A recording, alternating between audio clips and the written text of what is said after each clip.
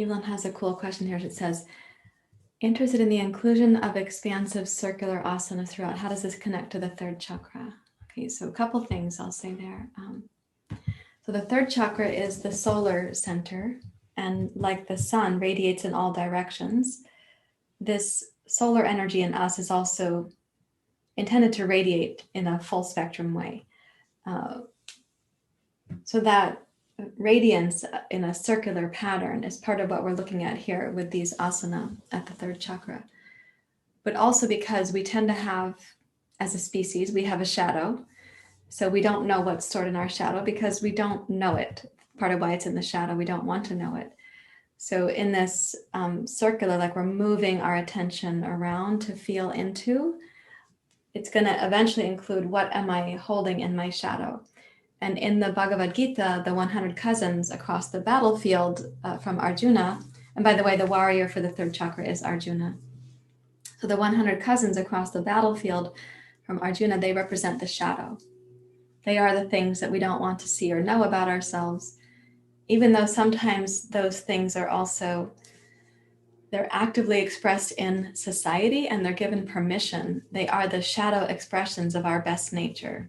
For example, greed. Greed is not one of the harmonious ways to live in community or in society, but we see it's pervasive.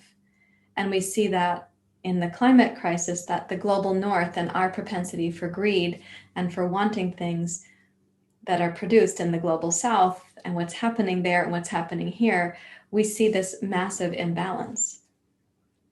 So if greed is kind of, let's say that we are spiritual practitioners, and so we think, oh, I don't have greed, right? We're putting it in the shadow perhaps. But in our culture, the shadow is living out in the daylight. Just like in the Bhagavad Gita, when the Arjuna and his brothers go back to the kingdom, they see that their cousins are living it out in the daylight. They're living it out loud. So greed and sloth and laziness and power over and misuse of spiritual teachings, hoarding, possessiveness, violence, they have it all, the whole 100 cousins.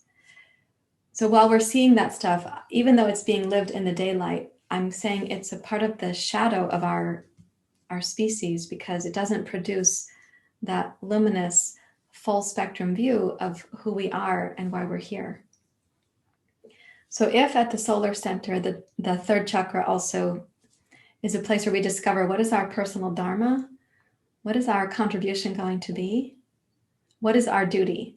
So Arjuna and his brothers, they have specific duties on this battlefield of life, just as we do. And the battlefield is a word from the Gita. Well, to express that dharma clearly and cleanly, we ought to know what's in our shadow, which means we have to investigate. Or sometimes we hear about it from others. They give us feedback. We can't see our own side mirrors, or we have our blind spots, like when you're driving. And sometimes you get this feedback from others, but sometimes you don't get the feedback from others explicitly.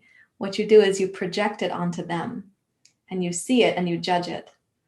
So the stuff that you're judging out there in others may represent the shadow stuff that is still yours. So one reason to have this circular practice, Evelyn, is because I'm going to be moving us in this direction, like, okay, what lies in that shadow? What do we not know about ourselves? That would be empowering to know. Doing shadow work is not meant to be disempowering or diminishing or condemning, but really liberating, to liberate us from the difficulties. Okay, so that's one thing, but also these movements that we were doing, Evelyn, is because of the colon. So one time I had a student come to class after their colonoscopy many years ago. Apparently at the colonoscopy center, they gave her a pin that was the colon. So she brought it to say thank you to me for always talking about the colon and taking care of the colon during yoga class. And I was saying to her, well, if I don't mention it, who's going to in your daily life? Who's going to talk to you about it today if I'm not? Where will you go? So we know that we're distressed when we have difficulty with our digestion. We're not at our best mentally and emotionally. So Ayurveda says that our mental health starts in the colon, starts with digestion. So those are some tidbits about that. I hope it's helpful in response to your question. Okay. Yeah, so much to learn in yoga. But first, really to look at the life events, our relationship to life events, because that which is stored has been stored waiting for us to have some healing. So looking at that, we have more life events to come, of course. So how are we going to be current with ourselves today so that we're not accumulating more emotional baggage or more stored events that we're resisting, that we don't have the capacity to be with them. So we want to resist or justify or deny or kind of move around a little bit, sedate or numb or escalate, all the strategies that we have. So how can we be at our most current emotional resilience today? And then each day ask, like a little bit like a scuba diver, what can I touch in the second chakra that might need my attention? As I'm unpacking this life event today, which ones still live in my history that would benefit from my growing kindness and self-compassion? Which events there would benefit from that new level of self-compassion that I'm developing today? And sometimes we can just go back to a memory and see it from a new view, a more wise view. Yeah, so I hope that's helpful. Yeah. Okay, I'm going to head on. A couple of reminders that this week I have asked Deo Brat Mishra if he'll make a little chanting for us that has all of the sounds of the mantras, and also that he'll visit with us to show us how he does the mudras that go with each of the mantras, and then we can have it directly from him. And I'll let you know when that's coming. He will teach on Wednesday evening this week at 7 p.m. It's a Naad yoga class. Naad is spelled N-A-A-D, Naad yoga, N-A-A-D. It's the yoga of sound and vibration. So that's on Wednesday night.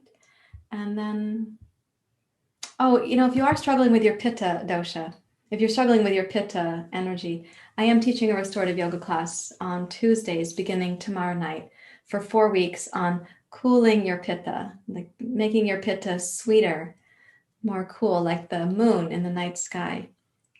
Not like a roaring fire that gives you the symptoms of a racing mind or headaches or difficulty with your eyes or your throat or your skin or hot flashes or indigestion or acid reflux, all those things, irritation, irritability, frustration, resentment, any of those things that you're dealing with, you can come to the class. We'll work it through in the physical body. Yeah. All right. Thank you all for being here. See you tomorrow. Bye.